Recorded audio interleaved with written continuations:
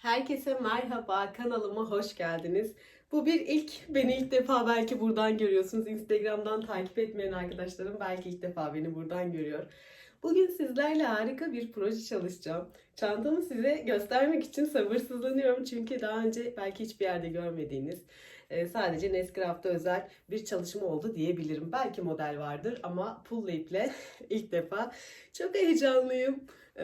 İlk defa YouTube kanalıma görüntülü bir giriş yapıyorum. Umarım sizler de videomu çok çok beğenirsiniz. Bu girişimi çok beğenirsiniz. Lütfen beğeni ve yorum bırakmayı unutmayın. Kanalıma abone olmayı unutmayın. Teşekkür ediyorum hepinize. Hazırsak şöyle çantamı sizlere göstermek istiyorum. Şöyle altını da göstereyim. Yani kusursuz bir çalışma oldu. Kendim yaptım diye söylemiyorum. Gerçekten kusursuz bir çanta oldu. Yani yazın tüm gözler üzerinizde olacak diyebilirim. Şöyle biraz büyük çalışmak istedim. Ki biliyorsunuz ben büyük boy çalışmayı çok seviyorum. Yazın plajlarda ya da günlük kullanımda gerçekten çocuklu aileler için içine her şeyi alabilecek boyutta bir çalışma. Omuzda tam aşağı inen bir model değil. Ben sapını böyle omuz hizasında olmasına çok özen gösterdim ve kolumuzun çok rahat bir şekilde taşımasına çok özen gösterdim. Bu şekilde çantam aşk yaşıyorum. Muhtemelen bunu kendim kullanırım. Kimseciklere veremem. Lütfen bunu yapın. Yapın ve yazın takın. Taktıkça da beni hatırlayın. Çantamda şöyle piyasada yeni olan Vavivo pullu iplerini kullandım. Ben kağıt ip ve pullu ipi karıştırarak kullandım. 4 numara tığla yaptım. Ama elinizde varsa 4,5 numarayı da tavsiye ederim. Çünkü çok küçük bir tığla çalışırsanız çantanızın pullar hep geride kalacaktır. Deliklerin geniş olması önemli. Bu yüzden pulların öne gelmesi gerekiyor. 4,5-5 ile de çalışabilirsiniz. Bu şekilde çantamın ölçülerini sizlere verecek olursam şöyle eni 50 santim. Ay çok heyecanlıyım. Konuşamıyorum. Çantamın eni 50 santim. Diğer ölçüleri daha sonra verdim zaten. Eni 50 santim. Boyunu da hemen şöyle ölçelim birlikte istiyorum. Şöyle üzerimde ölçmüştüm ama heyecandan hatırlamıyorum. Şöyle 42-43 santim diyebiliriz. Tam ölçü belki 1-2 santim oynayacaktır. Kol kısmından da 32-33 santim yaklaşık. Diğer tüm detaylar zaten videonun içerisinde olacaktır. Şimdiden yapacak olanlara kolay gelsin diyorum. Değerli yorumlarınızı, beğenilerinizi bekliyorum. Instagram hesabım Nescraft. Bana oradan da kolaylıkla ulaşabilirsiniz. Tüm aldığım ürünleri de açıklama kısmına ekleyeceğim. Kolay gelsin. Şimdi çantamın anlatımına geçmeden önce kahverengimin ölçülerini vereceğim. Çünkü krem rengi çalışacağım ölçüleri daha küçük boy çalışacağım. Hani büyük boy çanta sevmeyenler için daha kolay bir şey olacak, teknik olacak. Tabanım tam 40 santim, 39,5 santim. Eni de 11 santim diyebiliriz. Şimdi ben bunda 45 tane zincirle başladım. Eğer benim dediğim boyda çalışmak isterseniz 45 zincirle başladım. Şöyle tabanına keçe mi kullanıyorsun diye yazan çok insan var. Ben hiç kullanmadım keçe bugüne kadar ama sırf size göstermek için bunun tabanında keçe kullandım. Daha tok durmasını istedim. Hem de keçeyi nasıl kullanıyoruz? Tabanla aynı boyda kesiyoruz. Yarım santimlik mesafeler bırakarak kesiyoruz. Taban bittikten sonra da iğne yardımıyla yine aynı renk bir iple tabanımıza keçeyi yerleştiriyoruz. Daha sonra örmeye devam ediyoruz bu şekilde. Şimdi ben size bir tık daha ufak ölçüde çalışmayı göstereceğim. Eğer bu boyutta çalışmak isterseniz 45 zincirle başlayabilirsiniz. Pullu iplerimin güzelliğine bakın. Bunun birçok rengi var. Bende de var ama çekim için bunları kullanacağım. Şimdi çantamda bu rengi kullanacağım. Vavivo'nun pullu ipleri ben çok beğendim. Sizlere de tavsiye ederim. Yine açıklama kısmına muhakkak linkini bırakacağım. Bu defa bu tonla çalışmayı düşünüyorum. Hemen çantamın yapımına birlikte geçelim istiyorum.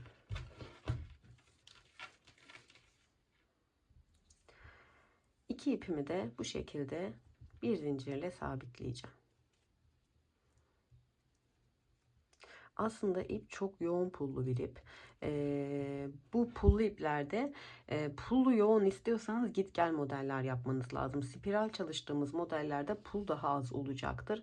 Ama ben az görüntüyü daha çok seviyorum. Şöyle bir zincirle sabitledikten sonra toplamda diğer çantada 45 çekmiştim. Bunda 35 ya da 38 yeterli olacaktır. Zincirimi çekip hemen geliyorum. Zincir sayısını da sizlerle paylaşacağım. Toplamda 37 tane zincir çektim. Siz istediğiniz büyüklüğe göre zincir sayınızı ya küçültebilirsiniz ya da arttırabilirsiniz. Dilerseniz tabanda pul kullanmayabilirsiniz. Bir önceki çantamda pul kullanmamıştım. Bunu da kullanmayı tercih ettim.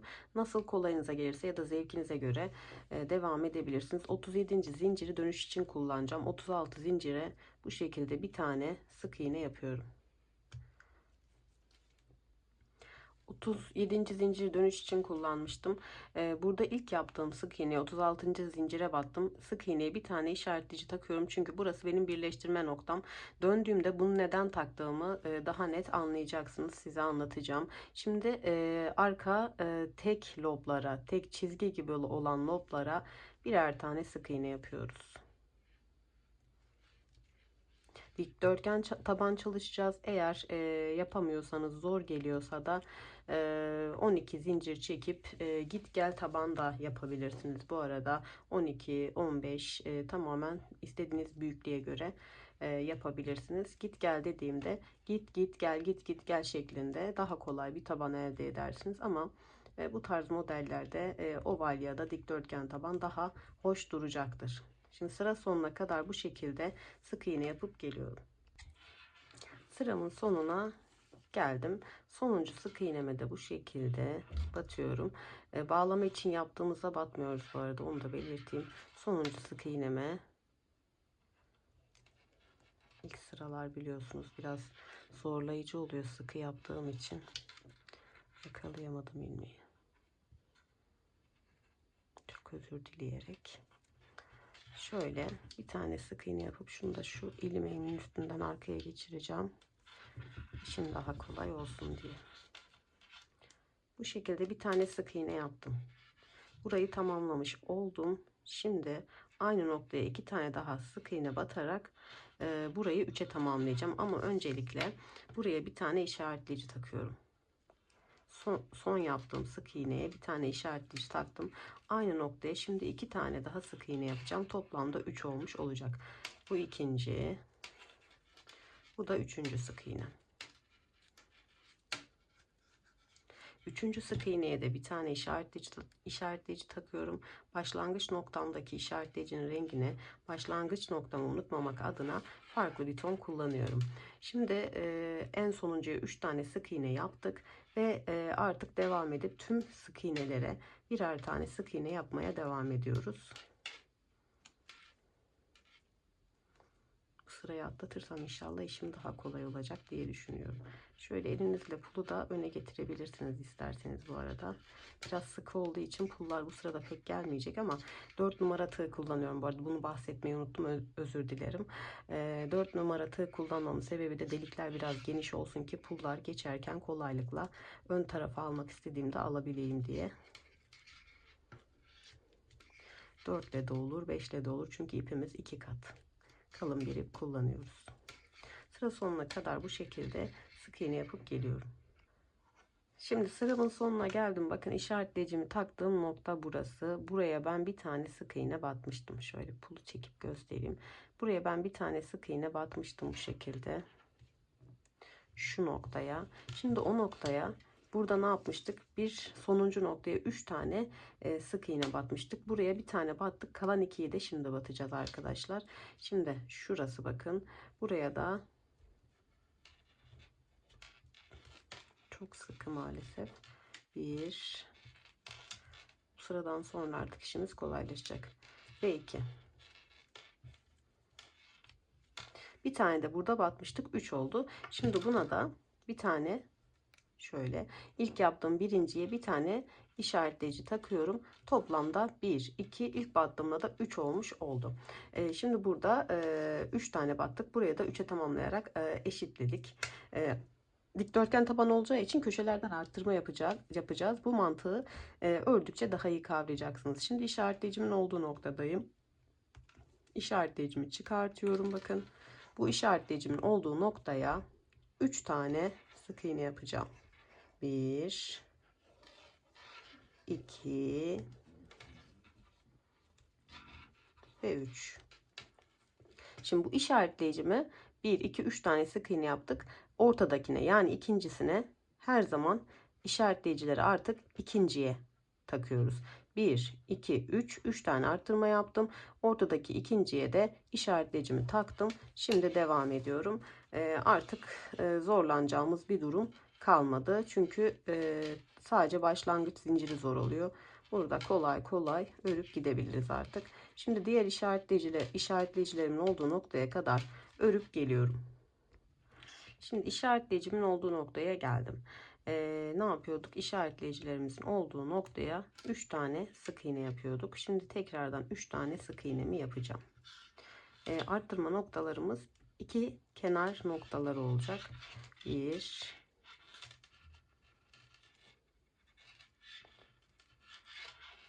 2 ve 3. İşaretleyicime ikinciye tekrardan takıyorum. 3 tane sık iğne yapıyorum. İkinciye işaretleyicimi takıyorum. Çünkü her zaman bu işaretleyicimizi taktığımız noktaya 3 tane sık iğne yapmamız gerekecek. Şimdi bir tane burada sık iğnem var. Ona da bir tane sık iğne yapıyorum. Şöyle pulumun önde kalmasını istiyorum. Ay pardon. Bir tane sık iğne yaptım. Şimdi işaretleyicimin olduğu noktaya 3 tane sık iğne yapacağım. 1 2 şöyle pulu ilmekten içeri doğru itebilirsiniz isterseniz. Şöyle göstereceğim. 4 numara kullanmamın sebebi de bu. İkinci sık iğnem ve 3. sık iğnemi yapıyorum. Bu şekilde ikinciye de işaretleyicimi takarak buradaki arttırmamı da yapmış oluyorum. Artık yavaş yavaş burası dikdörtgen olacak. Geri kalanları sıramın sonuna kadar arttırma yapmadan sık iğnelerimi yaparak devam ediyorum. Sıramın sonuna kadar örüp geliyorum. İşaretleyicimin olduğu noktadayım. Şimdi bu işaretleyici çıkarıp bu noktaya da 3 tane sık iğne yapıyorum. 1 2 ve 3. İkinciye tekrar işaretleyicimi bu şekilde takıyorum. Eğer pullu örmekte zorlanırsanız tabanda pul örmeyebilirsiniz. Normal gövde kısmına pullu yaparsınız. Hemen burada sık iğneyi yapıyorum. Bu ilk başlangıç sıram olduğu için burayı her zaman bir tur öncesinden doldurmuş olduğum için burada bir önceki sıranın üçlü sık iğnenin sık iğnesi, bunu da yaparak devam ediyorum. Tabanımı bitirince burada bitireceğim. Yani tam bu ikisinin ortasında bitirmiş olacağım. Şimdi işaretleyicimin olduğu noktaya tekrardan 3 tane sık iğne yapıyorum. Tabanımız artık bu şekilde. İşaretleyicilerimiz yerleri belli artık.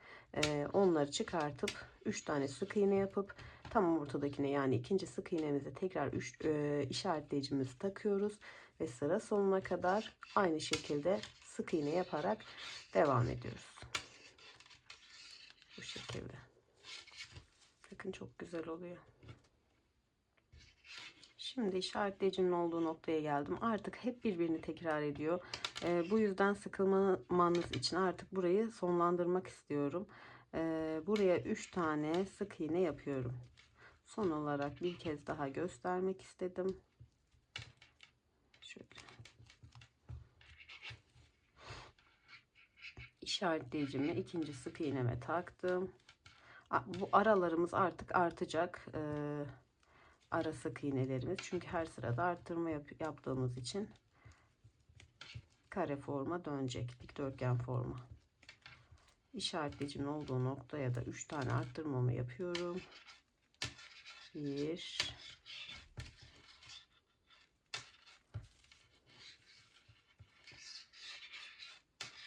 2. Pullar masaya değiyor. Rahatsız ediyordur muhakkak. Üzgünüm. 3. sık iğnemi de bu şekilde yaptım. Şimdi mantığını artık hepimiz anlamışızdır diye düşünüyorum. Şimdi bu şekilde git gel yaparak tabanımız istediğimiz boyuta ulaşana kadar devam ediyoruz. Ben toplamda şu ilk başladığımız sıradan itibaren sayarak söyleyeyim size. Ben 11 sıra yaptım. Eninin sırasını söylüyorum.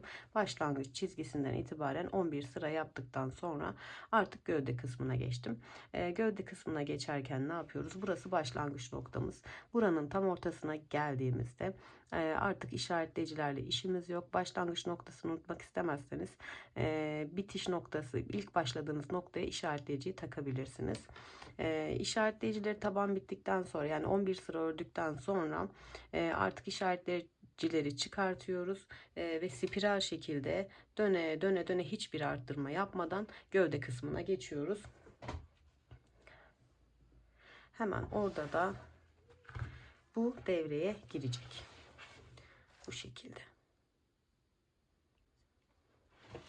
Şimdi burada anlatmaya devam edeyim istiyorum. Tabanımı 1, 2, 3, 4 diye sayarak 11 sıra ördüm ben. Daha sonra bakın başlangıç noktam şurası. Buraya bir işaretleyici takabilirsiniz. Biterken buradan bitmeyi takmanıza da gerek yok açıkçası, ama model file modeli kurarken bu noktadan kurmanız gerekir. Eşit sayı olması gerekir. Hiç arttırma yapmadan spiral şekilde, birleştirme de yapmıyoruz. Bakın şöyle göstereyim. Hiç birleştirme de yapmıyoruz. Spiral şekilde dönüyoruz, sık iğne. Ben bu kadar sık iğne örmeyi yeterli buldum. Hemen kaç santim ördüğüme, bu tamamen size bağlı. İstediğiniz uzunlukta örebilirsiniz. Sık iğne sayınızı 12 santim örmüşüm ben. Daha sonra file kurma, yani trabzan bölümüne geçiyoruz. Şimdi söylemek istediğim nokta şu aslında. Bakın burası benim ilk başladığım nokta, hemen buraya geldim. Şimdi burada bir tane fazla örmüşüm gibi. Burada artık file kurulumuna geçiyoruz. Burada bir tane ilmek kaydırma yapıyorum. Ah, yapamadım. Bir tane ilmek kaydırmayla burayı eşitlemeye çalışıyorum. Burada bir ilmek kaydırma yaptım. Şimdi 1, 2, 3 zincir çektim. İpimi üstüne attım. Bir tane sık iğne atladım. İkinci sık iğneye ikili trabzan yapıyorum. Bu şekilde. Artık pullarımız daha yoğun gözükecektir. Arada bir tane zincir çektim. İpimi üstüne attım. Bir tane sık iğne atladım. Şöyle, çantam oldukça büyük. Bir tane sık iğne atladım. İkinci sık iğneye bir tane ikili trabzan yapıyorum. Bir tane zincir çekiyorum. İpimi üstüne atıp bir tane sık iğne atlayıp ikili trabzan yapıyorum. Burada çok sıkmanıza, kendinizi kasmanıza gerek yok. Bir tane sık iğne atlıyorum. İkinci sık iğneye bu şekilde ikili trabzan yapıyorum, ama ipi kaçırmamaya dikkat edin. Bazen kaçıyor. Bu şekilde puldan dolayı kaçıyor. Bir zincir çekiyorum. İpimi üstüne atıyorum. Bir sonraki sık iğneye. Modelim oldukça kolay ve keyifli olacak. Sıra sonuna kadar bu şekilde gidiyorum. Birleştirme kısmını da sizlere göstereceğim. Modelimiz bu şekilde. Bakın kahvenin tonları. Bir tanesi çok koyu kahve, bir tanesi bir tık daha açık kahve olunca doğal bir leopar görüntüsü gibi oldu. Bu şekilde sıra sonuna kadar yapıp hemen geliyorum. Şimdi sıramın sonuna geldim. İpimi üstüne atıyorum. Bakın bir tane atlıyorum. İkinciye batıyorum.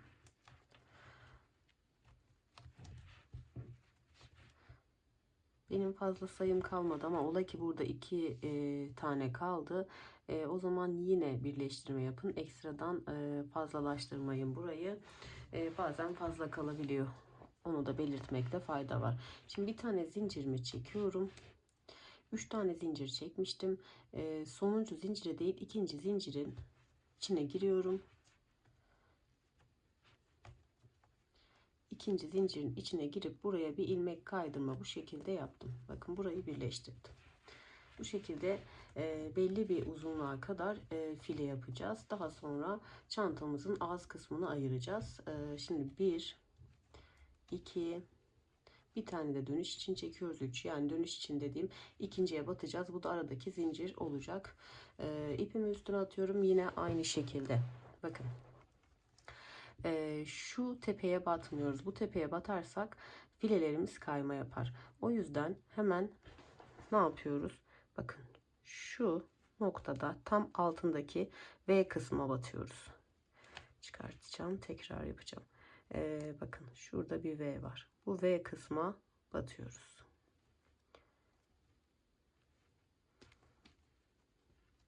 Bu şekilde ikili trabzan yapmaya devam edeceğim. Bir zincir çektim.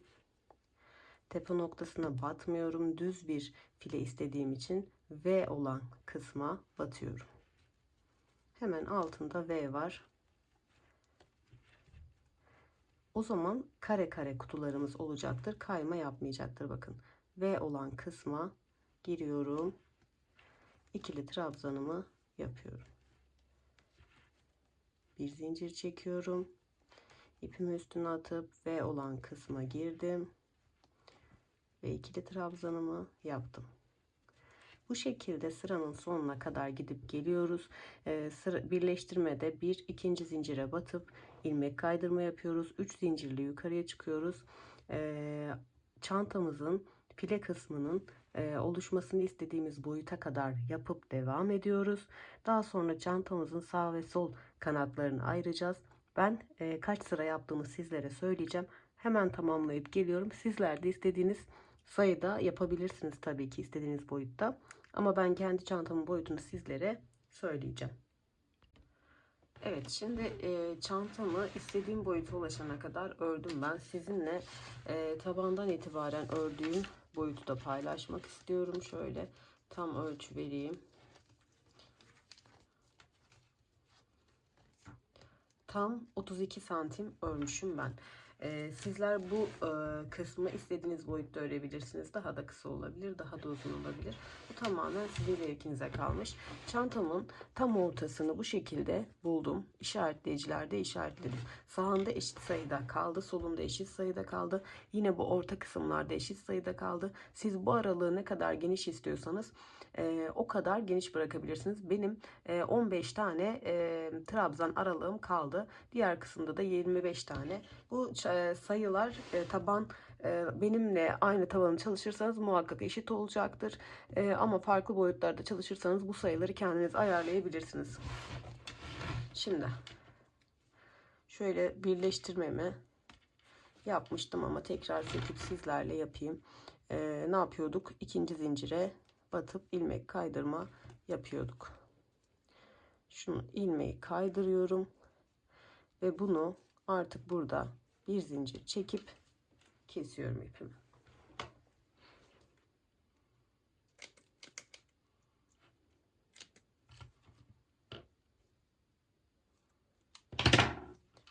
Şöyle ipimi de ilmeğimden çıkartıp burayı sıkıştırıyorum. Daha sonra bunu iğne yardımıyla iç kısma gizleyeceğim. Şimdi burada yeni bir aşamaya geçiyoruz. Bir zincirle yine ipimi sabitleyeceğim burada. Ay, yapamadım. Bir zincirle sabitledim, sökülme olmasın diye. Hep çekimde aksilikler beni bulur. Şimdi burada işaretleyicilerimize takmıştık. İşaretleyicimizin hemen yanındaki ilk trabzan tepesinden başlıyoruz. Diğer kısımlarda aynı şekilde hangi yönden başlarsanız fark etmez. Yine trabzanımızın tepesine batmıyoruz. Aynı şekilde V olan bir alttaki kısma batarak devam ediyoruz. Burayı şöyle bir zincirle sabitledim. İkinci zincirimi çektim ve üçüncü zincirimi çektim. İpim karıştı, şöyle ipimi açayım biraz. İpimi üstüne attım. Yine aynı yaptığımız şeyi yapıyoruz. Trabzanın tepesine değil V'ye batıyoruz. Burada git gel trabzanlar yapacağız. Yine bir zincirimi çekiyorum. İpimi üstüne atıp yine bir alttaki V'ye batarak trabzanımın kaymamasını sağlıyorum. Bir zincir çekiyorum. Aynı şekilde devam ediyorum. Yine bir zincir çekerek. Trabzanda pullarım daha yoğun oldu bu arada. Şimdi git gel yapacağımız için pul kısmı daha fazla olacak. Bunu yine bu işaretleyici taktığım noktanın ilk trabzanına kadar örüp geliyorum. Evet, çantam oldukça büyüdüğü için yine alana sığmıyorum. Ne demiştik? İşaretleyicimizin her zaman yanındaki, yani ortada kalan kısımdan değil, sol tarafta, sağ tarafta kalan kısımdan başlayıp bitiriyoruz. Yine bir zincirimi çekiyorum. İpimi üstüne atıyorum. Bakın, burası son noktam. Hemen alttaki V'ye battım. 2 tane ikili trabzanımı yaptım. Şimdi 1, 2, 3 zincir çektim. Artık burayı boş bırakıyoruz, örmüyoruz. Ne yapıyoruz? Dönüyoruz. Şöyle, çok pardon. Döndüm. 3 zincir çektim. İpimi üstüne attım. Hemen yanındaki, bakın bu şekilde. Bunun tepe noktasına batmıyoruz. Dönerken farklı görünüyor olabilir. Hemen onun, bakın, sol çıkıntısı var. Altta, arkada oluşan bir V var. Şöyle yakından göstereyim. Bakın şu kısma batıyoruz.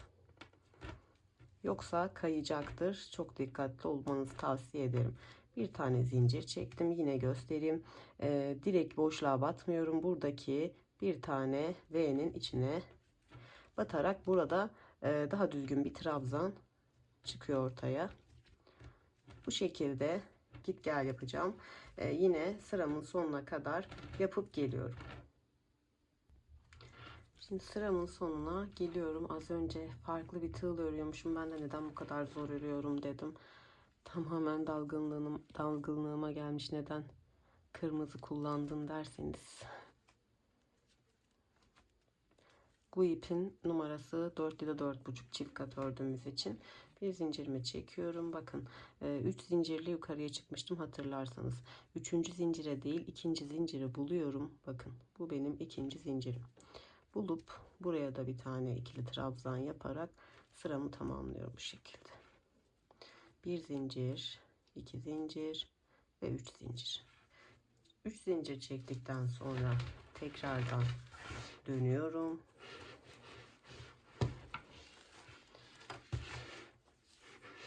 Çok pardon. İpimi üstüne atıyorum ve hemen bir sonraki trabzanın boşluğa değil alttaki V olan kısmı alarak buraya trabzan yapıyorum. Bir zincir çekiyorum ve aynı şekilde devam ediyorum. Git gel git gel yapacağız. Döne döne değil. Git gel yapacağız. Uçtan uca git gel yaptığımız için de burada bir yükseklik oluşturacağız. Şimdi bunu artık göstermeme gerek yok. Bu kısmı siz istediğiniz boyuta kadar, ne kadar büyümesini istiyorsanız o kadar yapabilirsiniz. Ben yine kendi yaptığımın ölçü sırasını vereceğim. Burayı bitirdikten sonra yine ben karşı tarafı tamamlayıp geleceğim. Yine ne yapıyoruz? İşaretlediğimiz noktanın hemen yanındaki trabzandan başlıyoruz. Git gel örüyoruz. İkisini de aynı sıra ördükten sonra artık son aşamalara geçeceğiz. Ben örüp sizlerle ördüğüm sayıda paylaşacağım. Evet, şimdi ben çantamın omuza gelen açıklık kısmını bu kadar yeterli buldum. Siz daha isterseniz birkaç sıra daha örerek burada daha fazla bir derinlik elde edebilirsiniz. Ben toplamda trabzan boşluklarını sayarak 8 sıra yaptım. Şimdi size şunu da söyleyeyim. 1, 2, 3, 4, 5, 6, 7, 8, 9, 10, 11, 12, 13 sırada bu kısmı yapmışım. Ölçüyü zaten vermiştim ama şunu düşünüyorum. Herkesin el ayarı farklı olduğu için bunlar benim büyük olur, sizin ufak olur. O yüzden bence ölçüye göre gitmelisiniz. Hatta hemen şuranın da ölçüsünü vereyim.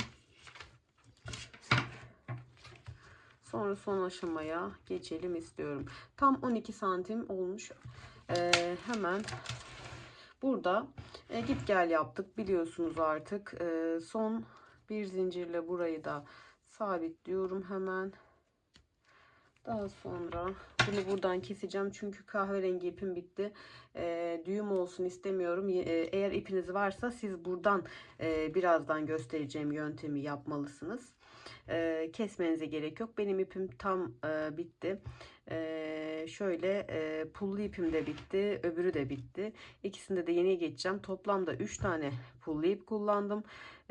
Hatta siz ağız kısmına pul kullanmasanız da olur diyorum. Tam 3 tane pullu ip gidiyor. Dördüncüyü de elinizin sıkılığına göre belki daha fazla kullanabilirsiniz ya da gevşekliğine göre. Onu kestiremedim ama en az 3 tane pullu ip diyorum ben. Bir tık belki daha küçük yaparsanız tam 3 tane gidebilir. Hemen yeni çantamın soru olarak ağız kısmı kaldı. Ve ben bu çantamda nasıl bir sap kullanacağımı bilmiyorum. Çok farklı bir şey kullanmak istiyorum. Ama bakalım ne olacak, ben de merak ediyorum. Yine kullanacağım ürünü sizlere tabii ki tanıtacağım ve açıklama kısmına aldığım sayfayı da muhakkak ekleyeceğim. Şöyle ipimin tonu. Bakın ikisi de kahve ama ton farkı var. Biri açık biri koyu. Hemen aynı tonu bulup geliyorum. Tamamlayayım, dönüş noktasında sizlere o noktayı da göstermek istiyorum. Evet, şimdi bakın tepeyi bitirdim. Döneceğim şimdi. Şu uzunluk yani 2-3 zincir çekip döndüğümüz noktalara geldim. Şimdi buraya ben de ilk defa yaptığım için tahmini doldurma yapacağım. 2 demiştik, bakalım. Şimdi bir zincirlik noktama, yani dönüş olarak kullandığım bir tane sık iğne yaptım. Evet, 3 tane yeterli olacak. 1, aynı noktaya 2 ve 3. Hatta belki dönüşlere 4 yapılabilir. Sadece dönüş için geçerli bu. Yani birleştirme. Çünkü buranın bir tık daha dolgun olması güzel olacaktır. Şimdi tepeye bir tane sık iğne yapayım. Şöyle yine V'den alayım. Ve bu noktaya bakalım kaç tane yeterli olacak. Şöyle bir tane yaptım. Acaba bir yeterli olur mu? Şöyle deneyeceğim.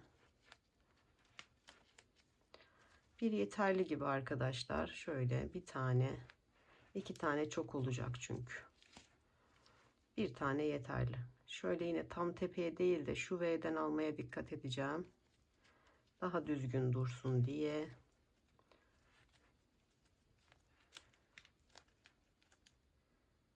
Hemen devam ediyorum.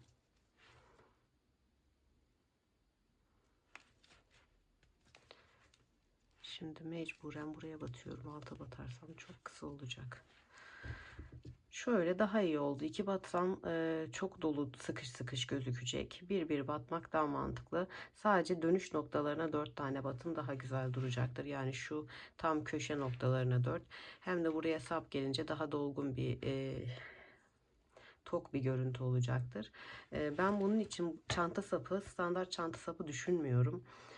Bakalım, delicimle birlikte bir şeyler çalışıyoruz. Farklı olsun istiyorum ama tabi standart çanta sapları da güzel olur. Yine size birkaç fikir de vereceğim. Şimdi ben sık iğnemi bu şekilde yapıyorum. Hatta şu noktayı da sizlere göstereyim. Şu tam köşeye gelen noktaya kadar örüp geleyim. Evet, şimdi çok pardon, yine kamerayı sarstım. Şöyle bir yansıma oluyor ama o yansımayı kapatmak istiyorum. Hemen şu köşe noktasına da yapalım. Şöyle bir tane yaptım. Tam köşeye batıyorum. Bir tane.